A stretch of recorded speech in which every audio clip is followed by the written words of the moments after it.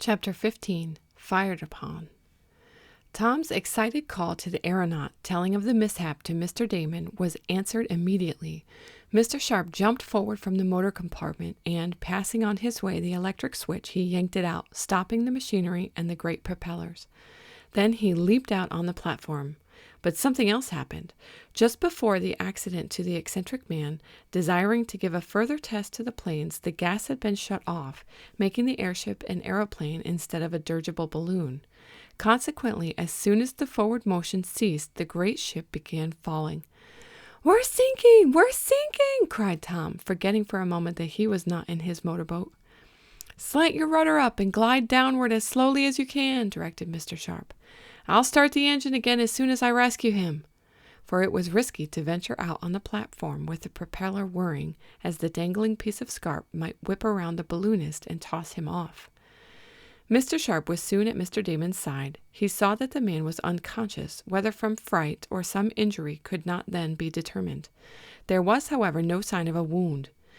It was no easy task to carry, half dragging it, the heavy body of Mr. Damon off the platform, but the aeronaut was a muscular individual, and long hanging from a trapeze at great heights stood him in good stead. He brought the unconscious man into the cabin, and then quickly returning to the platform, he detached the piece of scarf from the propeller blade. Next, he started the motor and also turned on the gas tank so that the airship in a few minutes could float in space without motion. "You needn't steer now, Tom," said the balloonist. "Just give me a hand here."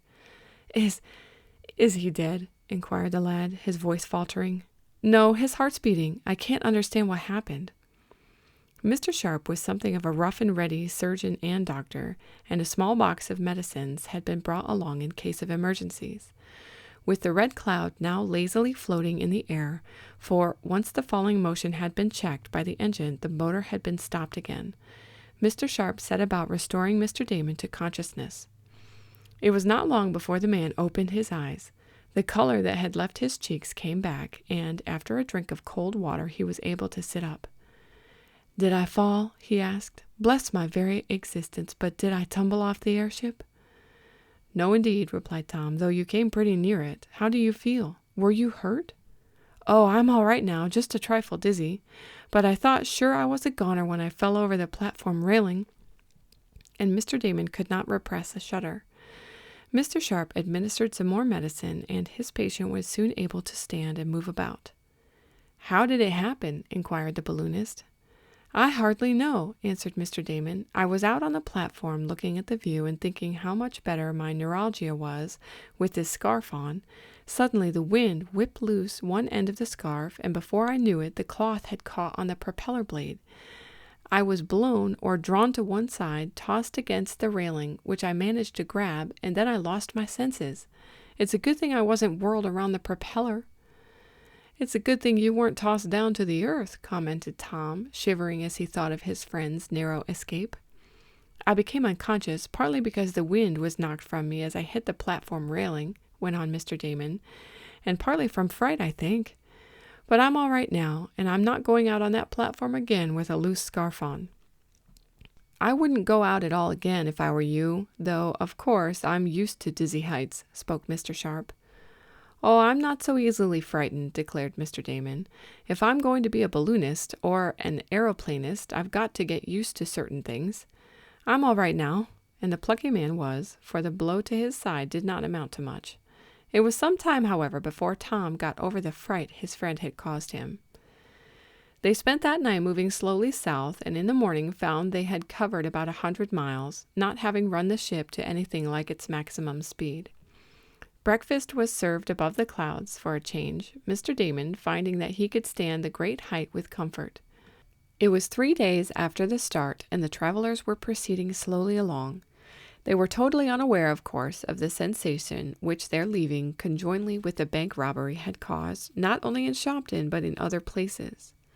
"We're over a good-sized city," announced Tom on the noon of the 3rd day. "Suppose we drop down and leave some message. Dad will be anxious to hear from us."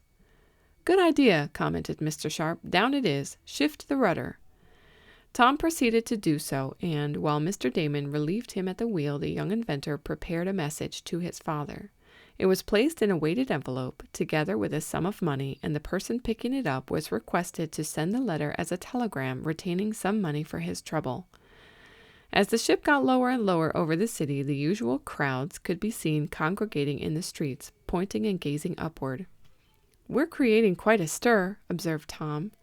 "More than usual, it seems," added Mr. Sharp, peering down. "I declare, there seems to be a police parade under way."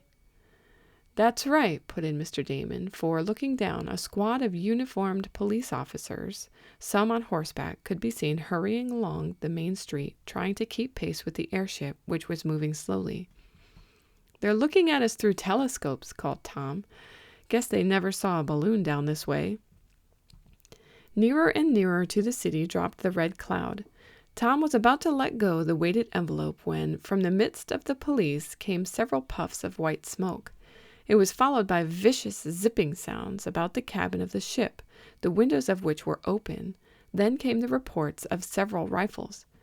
"They're firing at us!" yelled Tom. "So they are!" cried Mr. Sharp. "They must be crazy! Can't they see we're not a bird?" "Maybe they take us for a war balloon," suggested Mr. Damon. Another volley was directed at the airship, and several bullets struck the big aluminum gas holder, glancing blows. "Here, quit that!" yelled Tom, leaning out of the window. "Are you crazy? You'll damage us." "They can't hear you," called Mr. Sharp. A third volley was fired, and this time several persons other than police officers seemed to be shooting at the airship. Revolvers as well as rifles were being used. "We've got to get out of this," shouted Mr. Sharp as a bullet sang uncomfortably close to his head. "I can't imagine what's gotten into the people. Send her up, Tom."